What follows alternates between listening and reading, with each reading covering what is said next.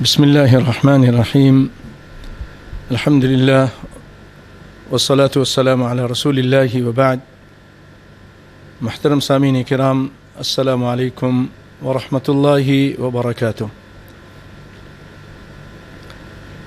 آج انشاءاللہ العزیز لیلۃ القدر سے متعلق قرآن اور سنت کی روشنی میں آپ گفتگو سنیں گے۔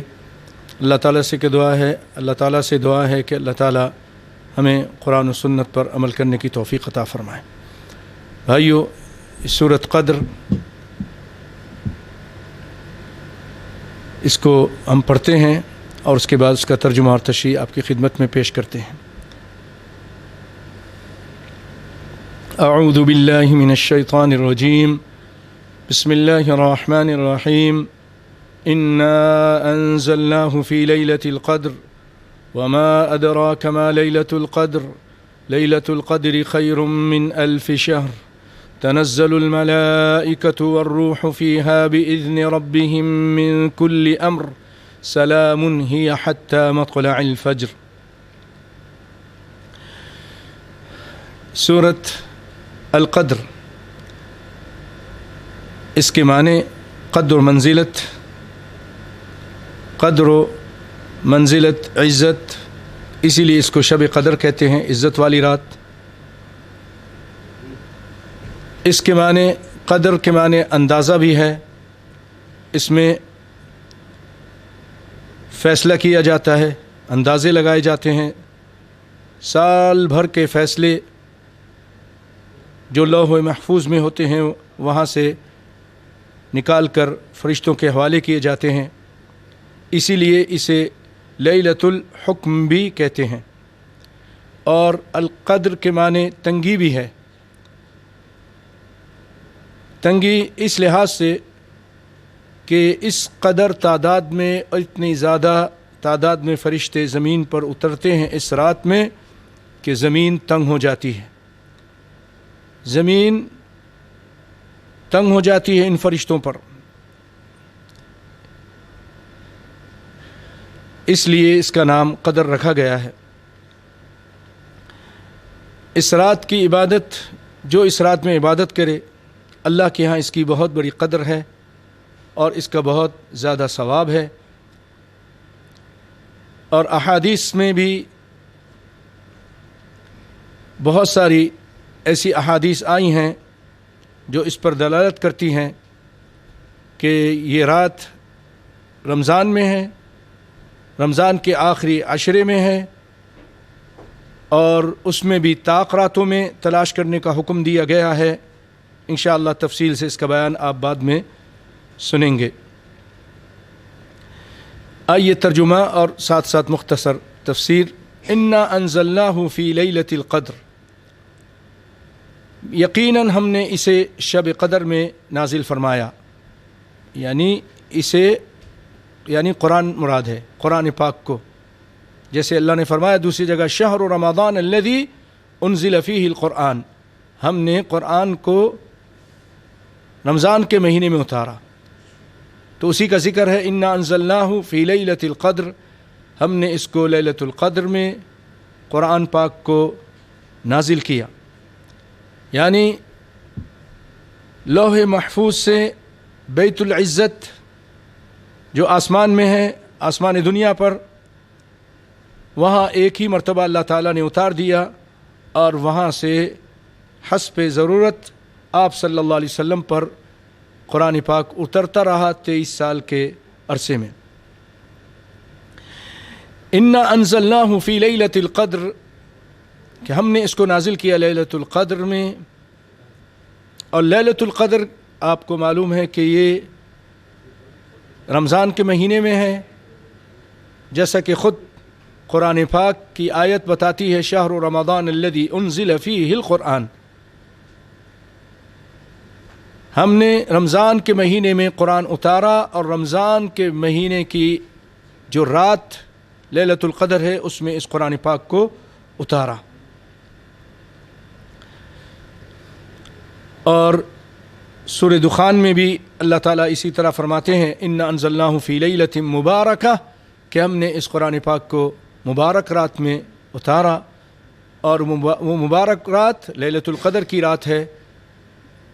اور بعض لوگ جو یہ کہتے ہیں کہ اس سے مراد لیلۃ المبارک سے مراد لیلۃ المبارکہ سے مراد جو ہے وہ شعبان کی رات ہے، وہ بالکل غلط ہے، کیونکہ اللہ تعالیٰ دوسری جگہ فرما رہا ہے شہر رمضان الذی انزل فیہ القرآن، ہم نے قرآن پاک کو رمضان میں اتارا، رمضان کے مہینے میں اتارا، شعبان میں نہیں اتارا. وما ادراک ما لیلۃ القدر، اور آپ کو کیا معلوم لیلۃ القدر کیا ہے؟ یہ استفہام ہے، اور اس استفہام میں اس کی عظمت بیان ہو رہی ہے کہ تم اس کی قدر کو نہیں پہنچ سکتے، تمہیں کیا معلوم. آپ بات کرتے ہوئے کہتے ہیں نا او ہو بھائی وہ ایسے زبردست عالم ہیں، آپ ان کی جو شان اور عظمت اور علمی صلاحیت ہے اس کی حقیقت تک پہنچ ہی نہیں سکتے.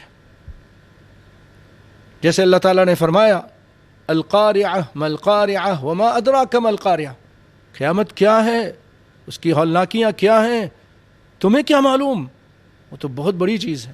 الحاقہ ما الحاقہ وما ادراک ما الحاقہ، تمہیں کیا معلوم. وہ حاقہ یعنی قیامت کا نام ہے، یہ وہ کیا چیز ہے، بہت عظیم شے ہے، وہ بہت عظیم چیز ہے. تو اسی طرح اللہ تعالیٰ یہاں بتا رہا ہے کہ وہ لیلۃ القدر بہت ہی عظیم شے ہے، بہت ہی عظیم رات ہے. اب وہ کیا ہے خود جواب دے رہا ہے لیلۃ القدر خیر من الف شہر، شب قدر 1000 مہینوں سے بہتر ہے.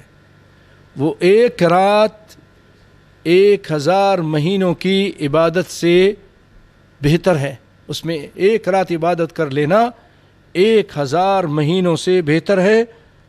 اللہ اکبر. اور وہ 1000 مہینے 83 سال 4 مہینے بنتے ہیں، یعنی ایک رات کی عبادت اللہ کے یہاں یہ اس کی عظمت اتنی ہے کہ 83 سال تک کوئی عبادت کرتا رہے، 83 سال 4 مہینے. اور یہ ایک رات رمضان کی کوئی عبادت کرتا ہے اخلاص کے ساتھ تو یہ ایک رات اس 83 سال 4 مہینے سے بہتر ہے، پھر بہتر ہے. لیلۃ القدر خیر من الف شہر تنزل الملائکۃ والروح، اس میں فرشتے اترتے ہیں اور جبریل علیہ السلام، روح سے مراد جبریل علیہ السلام، وہ اترتے ہیں بإذن ربہم، اپنے رب کے حکم سے، اس کے آرڈر سے. من کل امر، اور حکم لے کر اترتے ہیں. جیسے میں نے پہلے بتایا فیصلے کیے جاتے ہیں تو بہت سارے حکم لے کر فرشتے زمین پر تشریف لاتے ہیں اور ان کاموں کو انجام دیتے ہیں. سلام ہی حتی مطلع الفجر، یہ رات سراسر سلامتی کی ہے، سلامتی والی یہ رات ہے یہاں تک کہ فجر طلوع ہو جائے. فجر کے طلوع ہونے تک یہ سلامتی والی رات ہے. اس سے مطلب اس میں شر نہیں ہے. یہ رات سلامتی والی ہے کہ مومن اس رات میں شیطان کے شر سے محفوظ رہتے ہیں. یا اس کے معنی یہ بھی ہیں کہ فرشتے اہل ایمان کو سلام کرتے ہیں. نبی کائنات صلی اللہ علیہ وسلم نے اس رات کے لیے ایک خاص دعا بتائی ہے، جیسا کہ ام عائشہ رضی اللہ تعالی عنہا آپ سے سوال کرتی ہیں کہ اللہ کے رسول جب مجھے یہ رات مل جائے تو میں کون سی دعا پڑھوں؟ تو آپ صلی اللہ علیہ وسلم نے فرمایا تم کہو اللہم انک عفو تحب العفو فاعف عنی، اے اللہ تو بہت معاف کرنے والا ہے، عفو درگزر کرنے والا، معاف کرنے والا، تحب العفو تو معافی کو پسند کرتا ہے، دوست رکھتا ہے. فاعف عنی، پس تو مجھے معاف کر دے۔ تو شب قدر میں جہاں بھائیو آپ نماز پڑھیں، تراویح پڑھیں، قرآن کی تلاوت کریں، دیگر اذکار کریں، صدقہ خیرات کریں، ساتھ ساتھ اس دعا کا ورد کثرت کے ساتھ کرتے رہیں۔ بھائیو، آپ کے سامنے قرآن کی صورت اور اس کی مختصر سی تفسیر اس لیلۃ القدر سے متعلق آپ کو پیش کی ہے۔ آئیے اب حدیث مبارکہ سے اس رات سے متعلق جو باتیں ہیں میں آپ کے سامنے پیش کرتا ہوں۔ سیدنا ابو ہریرہ رضی اللہ تعالیٰ عنہ روایت کرتے ہیں کہ نبی کائنات صلی اللہ علیہ وسلم نے فرمایا، من صام رمضان ایمانا واحتسابا غفر له ما تقدم من ذنبه۔ اللہ اکبر، بہت بڑی فضیلت ہے۔ جو روزہ رکھتا ہے رمضان کے ایمان کے ساتھ، اللہ کی بات اس کی تصدیق کرتے ہوئے کہ اللہ نے جو حکم دیا ہے، یا ایھا الذین آمنوا کتب علیکم الصیام، تو اللہ تعالیٰ کی اس بات پر ایمان لاتے ہوئے، اس کی تصدیق کرتے ہوئے، اس کا جو وعدہ ہے کہ ثواب ملے گا، اس کی تصدیق کرتے ہوئے ایمان رکھتے ہوئے رمضان کے روزے رکھتا ہے، واحتساباً، اور ثواب کی امید، اللہ سے ثواب کی امید لگا کر یہ روزے رکھتا ہے اللہ کی رضا کے لیے۔ من صام رمضان ایمانا واحتسابا غفر له ما تقدم من ذنبه، اس کے پچھلے سارے گناہ معاف کر دیے جاتے ہیں رمضان کے روزوں کی وجہ سے۔ ومن قام لیلۃ القدر ایمانا واحتسابا، اور لیلۃ القدر کی رات، ایک رات، وہاں پورے مہینے کا ذکر ہے اور یہاں صرف ایک رات کا ذکر ہے، اس کی عظمت کا اندازہ کیجئے۔ اللہ فرماتے ہیں جہاں پورے مہینے میں آپ عبادت کریں گے، رات کو قیام کریں گے، تب جا کے وہ آپ کو انعام مل رہا ہے کہ آپ کے پچھلے سارے گناہ معاف ہو جائیں گے۔ لیلۃ القدر کی عظمت کا اندازہ آپ اس سے کیجئے کہ یہاں اللہ تعالیٰ، اللہ کے نبی فرما رہے ہیں کہ اللہ تعالیٰ بندے کے گناہ معاف کر دیتا ہے۔ وَمَنْ قَامَ لَيْلَةَ الْقَدْرِ ایماناً وَاحْتِسَابًا، جو لیلۃ القدر کو قیام کرتا ہے، یعنی عبادت کرتا ہے، نمازیں پڑھتا ہے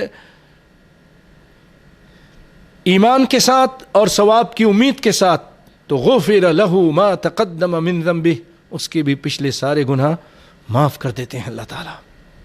اے اللہ، ہمیں اخلاص کے ساتھ، ایمان کے ساتھ، ثواب کی امید کے ساتھ روزہ رکھنے اور قیام لیلۃ القدر کے قیام کرنے کی توفیق عطا فرما، آمین۔ اور بھائیو، یہ بخاری اور مسلم کی روایت تھی۔ اسی طرح ایک اور روایت سناتا ہوں کہ ام عائشہ رضی اللہ تعالی عنہ روایت کرتی ہیں، اور اسی طرح عبداللہ بن عمر رضی اللہ تعالی عنہما روایت کرتے ہیں، ان النبی صلی اللہ علیہ وسلم، کہ نبی کائنات صلی اللہ علیہ وسلم، قال، آپ صلی اللہ علیہ وسلم نے فرمایا، تحروا لیلۃ القدر فی العشر الاواخر، لیلۃ القدر کو تلاش کرو آخری 10 راتوں میں، من رمضان، رمضان کے آخری 10 راتوں میں اس کو تلاش کرو۔ اور ام عائشہ رضی اللہ تعالی عنہ کے ایک اور روایت میں ہے کہ ان النبی صلی اللہ علیہ وسلم، نبی صلی اللہ علیہ وسلم نے فرمایا، تحروا لیلۃ القدر فی الوتر من العشر الاواخر، لیلۃ القدر کو، شب قدر کو تلاش کرو آخری جو 10 دن ہیں، آخری جو 10 راتیں ہیں اس کے وتر میں، اس کی طاق راتوں میں، اس کی طاق راتوں میں۔ ایسے تو اگر آپ آخری 10 راتیں ساری ہی جاگ جائیں، اللہ کے فضل و کرم سے کوئی نہ کوئی ایک رات تو مل ہی جائے گی۔ اور اگر کوئی شخص کسی وجہ سے نہیں جاگ سکتا ہے تو چلے، کم از کم طاق راتوں میں ضرور جاگے، ان 5 راتوں میں سے کوئی ایک رات ہوگی۔ بھائیو، اللہ کی حکمتیں ہیں۔ اللہ تعالیٰ نے یہ رات رسول اللہ کو بتائی تھی، جیسا کہ آپ خود فرماتے ہیں، وقد اریت هذه الليلة ثم انسیتها، کہ مجھے یہ رات دکھائی گئی پھر اس کے بعد مجھے یہ بھلا دیا گیا، یہ رات بھلا دی گئی۔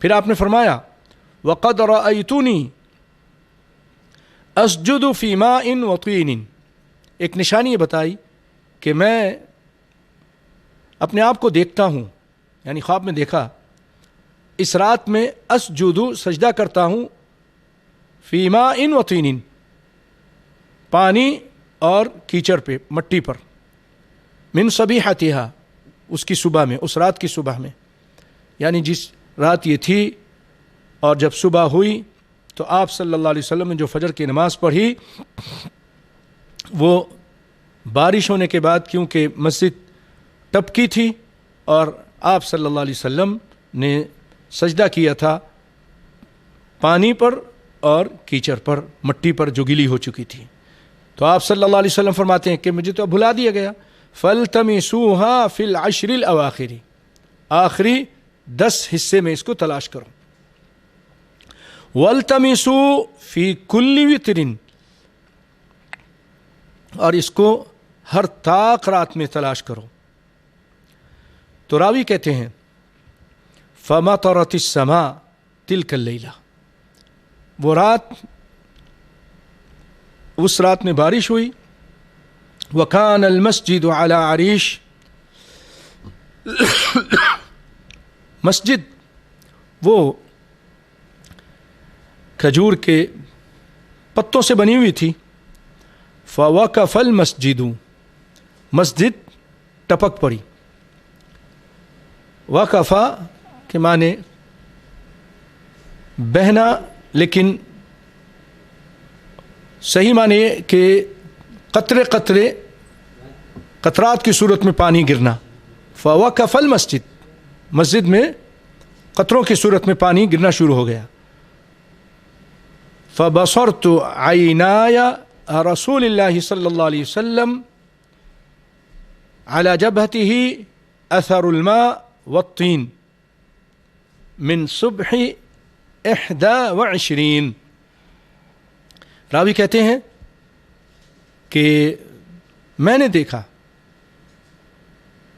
عینای رسول اللہ صلی اللہ علیہ وسلم، کہ رسول اللہ صلی اللہ علیہ وسلم کی آنکھیں فبصرت عینای رسول اللہ صلی اللہ علیہ وسلم، صحیح عبارت یہ ہے کہ بصورت عینای رسول اللہ صلی اللہ علیہ وسلم، یعنی دیکھی گئی رسول اللہ صلی اللہ علیہ وسلم کی آنکھیں، علی جبہتہ، آپ کے چہرے پر، اثر الماء، پانی کا اثر تھا اور مٹی کا اثر آپ صلی اللہ علیہ وسلم کے چہرے پہ نظر آ رہا تھا، اور وہ رات 21ویں رات تھی، 21ویں رات تھی، اس کی صبح میں آپ کے ساتھ یہ معاملہ ہوا۔ تو کبھی اسی لیے علماء کہتے ہیں کہ وہ 21ویں، کبھی لیلۃ القدر یہ متنقل ہوتی ہے، کبھی 23ویں، کبھی 25ویں، کبھی 27ویں، کبھی 29ویں۔ کسی صحابی نے اس کا اندازہ کیا 27 کا، کسی نے کسی اور دن کے بارے میں کہا، اور یہ راوی کہہ رہے ہیں کہ میں نے، اور یہ راوی ابو سعید خدری ہیں رضی اللہ تعالیٰ عنہ، کہ میں نے آپ صلی اللہ علیہ وسلم کو دیکھا، آپ جیسے کہ آپ نے فرمایا تھا کہ میں مٹی پہ سجدہ کر رہا ہوں، پانی پہ سجدہ کر رہا ہوں، تو اسی طرح ہوا، اور میں نے خود دیکھا کہ آپ صلی اللہ علیہ وسلم نے ایسا کیا، اور وہ 21ویں رات تھی۔ بھائیو، اس کی کچھ نشانیاں جیسا کہ مسند احمد میں ہے، وہ نشانی یہ ہے کہ ان امارۃ لیلۃ القدر انہا صافیہ، لیلۃ القدر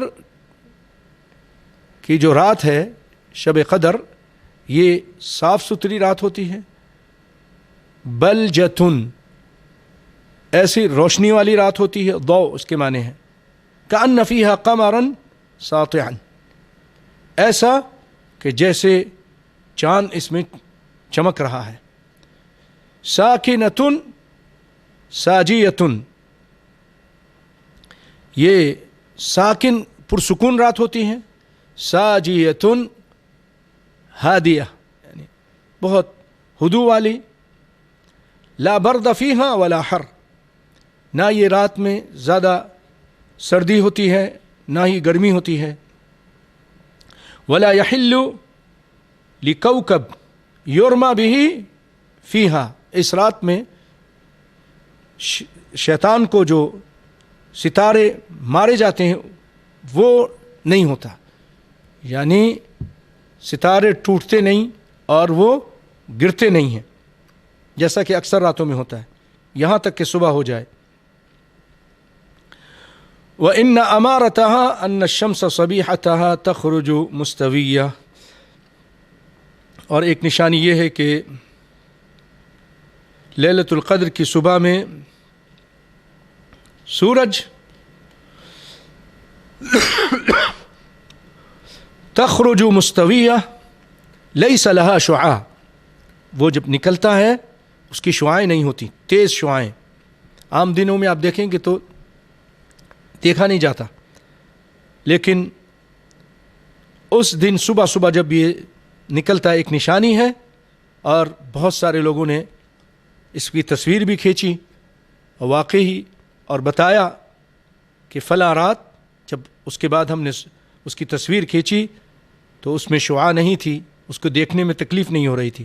مثل القمر، جیسے کہ چاند لیلۃ البدر، جیسے چاند ہوتا ہے لیلت 14ویں کا چاند، اس طرح کا سورج چاند کی طرح نظر آتا ہے.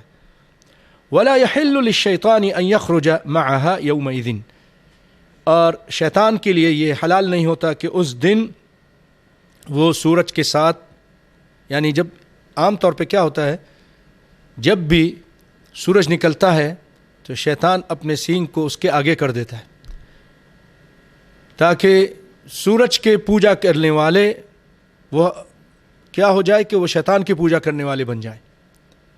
ڈوبتے ہوئے بھی ایسا کرتا ہے، اسی لیے ہمیں اسلام نے اس کے طلوع ہوتے ہوئے اور اس کے ڈوبتے ہوئے آپ صلی اللہ علیہ وسلم نے نماز پڑھنے سے منع کیا، وہ نماز جس کا کوئی سبب نہیں. تو اس صبح اس دن جب سورج نکل رہا ہوتا ہے تو شیطان کے لیے جائز نہیں ہوتا، وہ نہیں کر سکتا کہ وہ اپنے سینگوں کو وہاں لے کر آئے اور سورج کے نکلتے ہوئے اپنے سینگوں کو اس کے سامنے کر دے. اس کو مسند امام احمد نے اپنی مسند میں بیان کیا ہے، اس کی سند حسن ہے، اور اس کے متن میں جسے کہتے ہیں محدث وفی المتن غرابۃ، اس کی متن میں ایک غرابت ہے. تو یہ بھائیو لیلۃ القدر سے متعلق آپ کے سامنے یہ حدیث بیان کی، آخری ایک حدیث بیان کر کے اور اس کی نشانیاں بیان کی، آخری حدیث بیان کر کے میں اپنی بات کو سمیٹتا ہوں. حدیث شریف میں ہے اور بخاری شریف کی روایت ہے کہ کان النبی صلی اللہ علیہ وسلم اذا دخل العشر، کہ جب یہ 10 راتیں داخل ہو جاتی تھیں تو آپ صلی اللہ علیہ وسلم شد مئزرہ، اپنی کمر کس لیتے تھے. وَأَحْيَا لَيْلَةً أَوْ أَيْقَظَ أَهْلَهُ وَأَحْيَا لَيْلَةً، کہ اپنے گھر والوں کو بھی جگاتے تھے اور رات جاگتے تھے اور رات کو عبادت میں گزارتے تھے.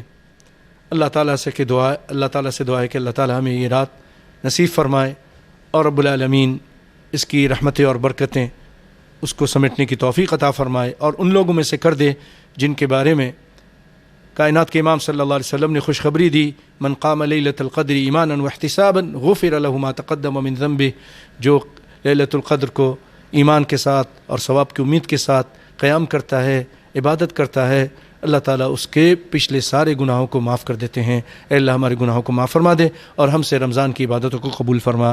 وآخر دعوانا ان الحمد للہ رب العالمین، والسلام علیکم ورحمۃ اللہ وبرکاتہ.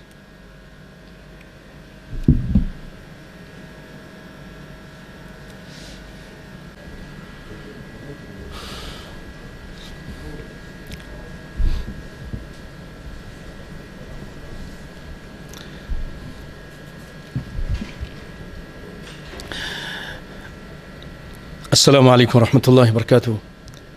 بھائیو، نبی کائنات صلی اللہ علیہ وسلم کی احادیث کی روشنی میں رمضان سے متعلق کچھ فضائل اور کچھ اہم باتیں آپ کے سامنے پیش کرتا ہوں۔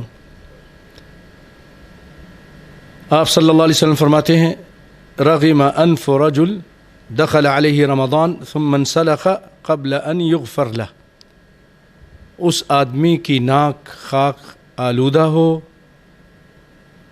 جس پر رمضان داخل ہوا، ثم انسلخ، پھر چلا گیا، قبل ان یغفر له، اس سے پہلے کہ اس کی بخشش کی جائے۔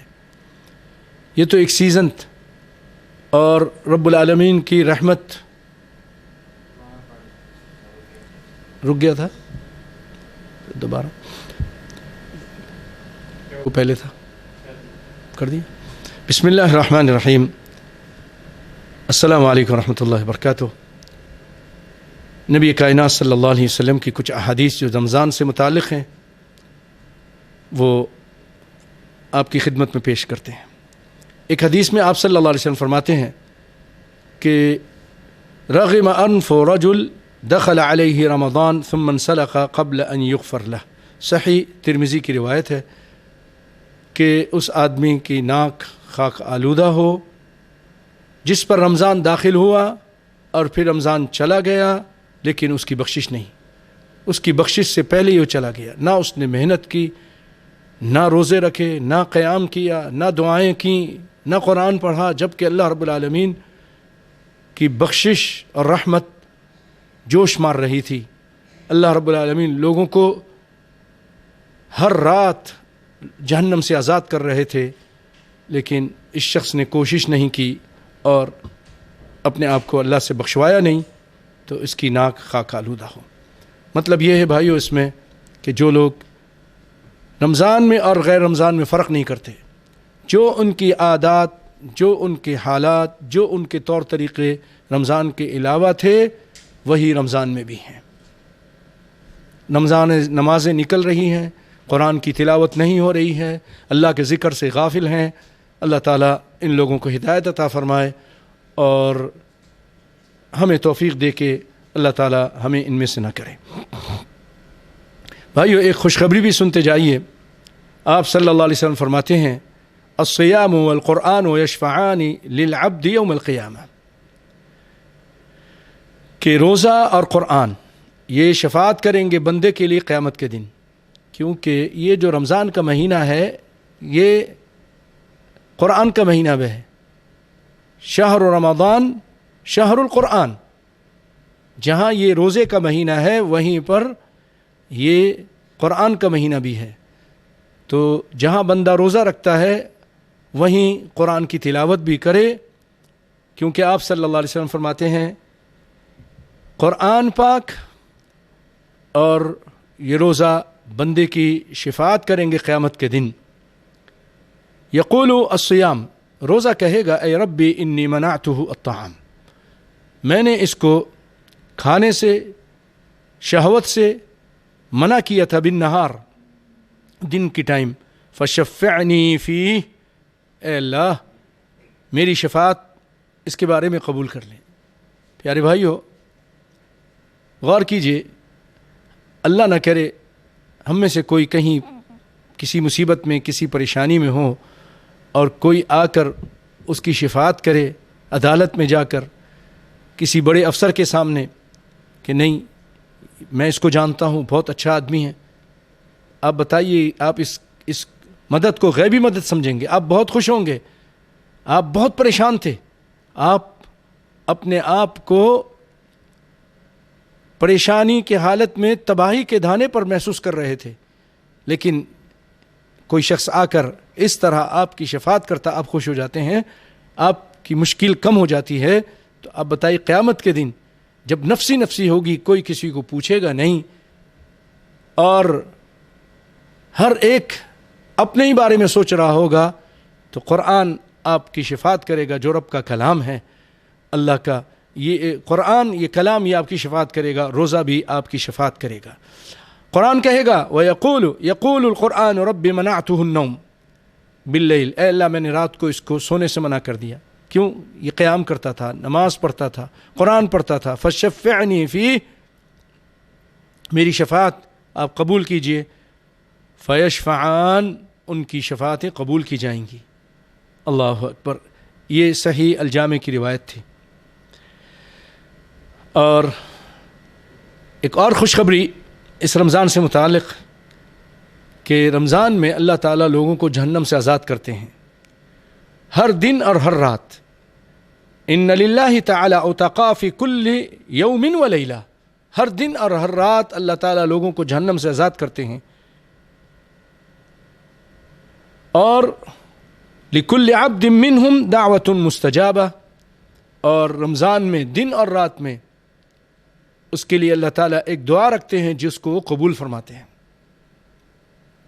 تو دعا بھی کیجئے اور ایسے اچھے کام کیجئے کہ اللہ تعالیٰ ہم سب کی گردنوں کو جہنم سے آزاد فرما دے. اور بھائیو، یہ کوئی مذاق نہیں کہ کسی کو جہنم سے آزاد کر دیا گیا. جس کو اللہ تعالیٰ جہنم سے، علماء کہتے ہیں، ایک مرتبہ آزاد کر دے پھر اس کو اللہ تعالیٰ کبھی بھی عذاب نہیں کرے گا، پھر وہ کبھی بھی جہنم میں نہیں جائے گا. اے اللہ ہماری گردنوں کو جہنم سے آزاد فرما دے. اور بھائیو، روزے سے متعلق اور ایک بہت پیاری بات، لخلوف فم الصائم اطیب عند اللہ من ریح المسک.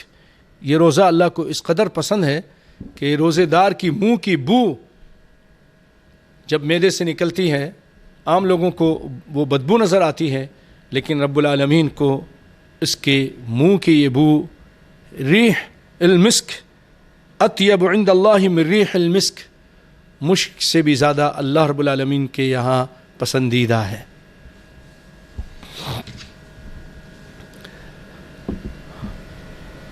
اب آ جائیے بھائیو، آپ کے سامنے روزہ رکھ کر جو گناہوں کو نہیں چھوڑتے ان کے بارے میں کچھ وعید ہے، وہ سنتے ہیں. اس سے متعلق 3 حدیثیں ہیں، میں آپ کے سامنے پیش کرتا ہوں. پہلی حدیث آپ صلی اللہ علیہ وسلم فرماتے ہیں، اذا کان یوم صوم احدکم فلا یرفث ولا یسخب. جب تم میں سے کوئی شخص کسی دن، جس دن روزے سے ہو، تو وہ جماع کی باتیں نہ کرے، ولا یسخب، شور شرابہ نہ کرے، چیخے چلائے نہیں روزے کی حالت میں، اور غلط باتیں نہ کرے، فحاشی والی باتیں نہ کرے. فإن سابه أحد أو قاتله فليقل إني امرؤ صائم. اگر کوئی شخص اس کے ساتھ لڑائی جھگڑا کرتا ہے، گالیاں دیتا ہے، تو اس کو چاہیے یہ کہے إني امرؤ صائم. علماء کہتے ہیں کہ اپنے دل میں کہے کہ میں روزے سے ہوں. اور جب دیکھتا ہے کہ وہ شخص اپنی جہالت سے باز نہیں آ رہا تو زور سے بھی کہہ دے کہ بھائی جہالت سے باز آ جاؤ، میں روزے سے ہوں. یہ صحیح بخاری کی روایت ہے. اور ایک وعید ہے ان لوگوں کے لیے جو روزہ رکھ کر جھوٹ بات اور جھوٹ عمل، غلط کام کو نہیں چھوڑتے ہیں. آپ صلی اللہ علیہ وسلم فرماتے ہیں، من لم يدع قول الزور والعمل به فليس لله حاجة في ان يدع طعامه وشرابه. جو نہیں چھوڑتا جھوٹی بات کو، غلط بات کو، جھوٹے عمل کو، تو اللہ کو کوئی حاجت نہیں اس چیز کی کہ ان يدع طعامه وشرابه، کہ یہ شخص اپنے کھانے پینے کو چھوڑ دے. نسأل اللہ العافیہ. یہ بھی بخاری کی روایت تھی بھائیو. آئیے ایک اور روایت اس سے متعلق کہ آپ صلی اللہ علیہ وسلم فرماتے ہیں، ان الصیام لیس من الاکل والشرب فقط. روزہ یہ نہیں کہ آپ کھانے اور پینے سے رک جائیں. انما الصیام من اللغو والرفث. حقیقت میں تو روزہ یہ ہے کہ آپ لغو سے اور غلط باتوں سے، فحاشی کی باتوں سے، بے حیائی کی باتوں سے، جماع کی باتوں سے رک جائیں. اس کو چھوڑ دیں.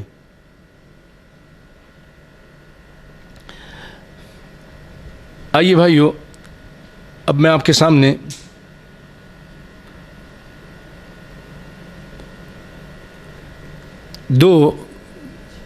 چند مسئلے بیان کرتا ہوں روزے سے متعلق. بہت اہم مسئلہ ہے یہ. آپ صلی اللہ علیہ وسلم فرماتے ہیں من ذرعہ قی وہو صائم فلیس علیہ قضاء وان استقى فلیقضی. ابو داؤد کی روایت ہے کہ آپ صلی اللہ علیہ وسلم فرماتے ہیں روزے کی حالت میں جس کو الٹی آ گئی تو اس کو قضا نہیں ہے. ہمارے یہاں ایک مشہور ہے کہ منہ بھر کے آ جائے، اس قدر تعداد میں آ جائے.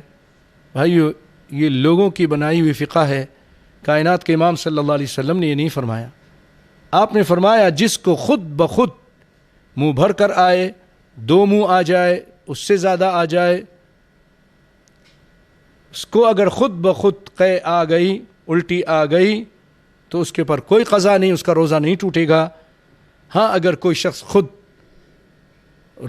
الٹی لانے کی کوشش کرتا ہے، یعنی انگلی ڈال کر، کوئی تنکا ڈال کر، کسی اور طریقے سے کہ الٹی آ جائے، تو پھر اس کو، یعنی خود وہ سبب بنتا ہے، تو پھر اس کو قضا کرنے پڑے گا. اپنے اس روزے کا اس کو قضا، یعنی اس کے روزہ ٹوٹ جائے گا اس کا. یہ ابو داؤد کی روایت تھی. اور ایک مسئلہ یہ بھی سنتے جائیے. من نسئ وهو صائم فأكل أو شرب فليتم صومه فإنما أطعمه الله وسقاه. صحیح مسلم کی روایت ہے.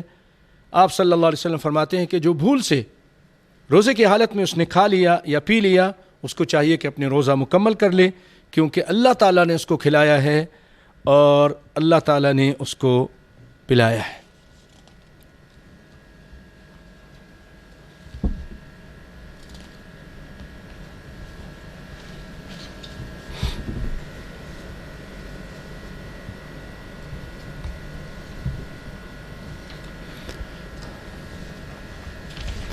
میں اسی پہ اکتفا کرتا ہوں بھائیوں.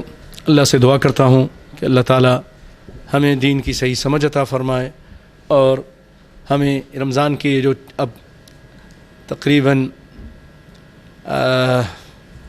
تھوڑے دن رہ گئے ہیں، اب آدھا کے قریب ہونے والا ہے، تو آج 15ویں رات ہے. اس کے بعد اب سمجھے کہ 15 دن اور باقی رہ جائیں گے، اور یہ بھی تیزی سے گزر جائے گا. خود اللہ تعالیٰ نے فرمایا ایام معدودات، گنتی کے چند دن ہیں، انگلیوں پہ گنے جا سکتے ہیں. آپ کی انگلیوں کے 15 یہاں نشان ہیں، گنے تو گننے جائیں گے 15 15 30 29 اور 30. تو یہ بہت جلدی سے بھائیو تیزی سے گزر رہے ہیں. تو ہمیں بھی چاہیے کہ تیزی سے عمل کریں، کام کریں، دعائیں کریں. اللہ تعالیٰ ہمارے روزوں کو، قیام کو قبول فرمائے. اور یہ بھی دعا ہے کہ اللہ تعالیٰ اس آئی ہوئی بلا، مشکل، اس پریشانی کو، یہ جو وائرس پھیلا ہوا ہے، اللہ تعالیٰ اس کو دور فرما دے. اے اللہ ہم سب کو معاف فرما دے. اے اللہ ہمارے ہر آدمی کہ مجھ سے ہی گناہ ہے، میں ہی گناہ گار تھا.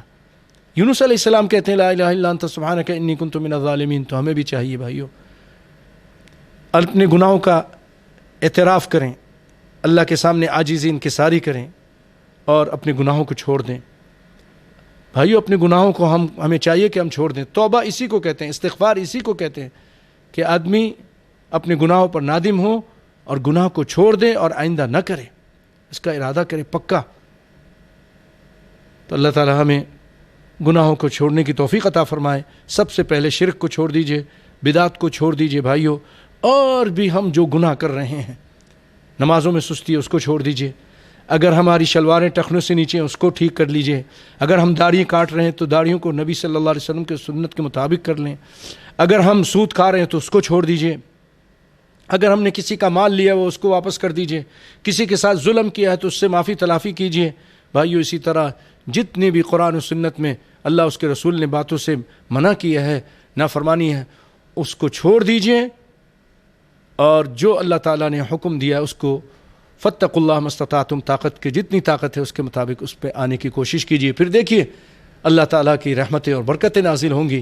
ہم توبہ تو کریں، ہم اپنے گناہوں کو چھوڑتے صحیح، لیکن آج ہم میں بہت سارے لوگ ابھی تک ٹس سے مس نہیں ہو رہے. شرک میں ڈوبے ہیں تو ڈوبے ہوئے ہیں, فحاشی میں ڈوبے ہیں تو فحاشی میں ڈوبے ہیں, اور ظلم و ستم میں ہیں تو وہ اسی میں ڈوبے ہیں اور اسی میں لگے ہیں, وہ کچھ احساس ہی نہیں ہو رہا ہے.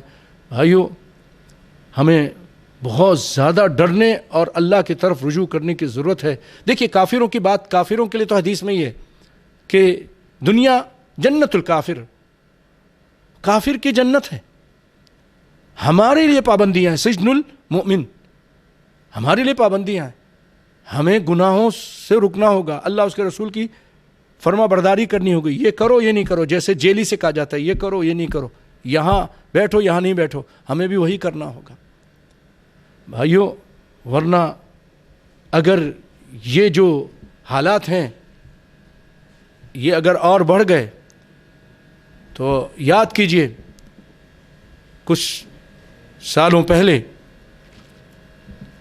یورپ کے اندر یہ حال تھا کہ وہاں جب لوگ مر جاتے تھے, لوگوں کے پاس کھانے کے لیے کچھ نہیں تھا, تو لوگ اپنے رشتہ داروں کی لاشوں کو کاٹ کر پکاتے تھے اور اس کو کھاتے تھے.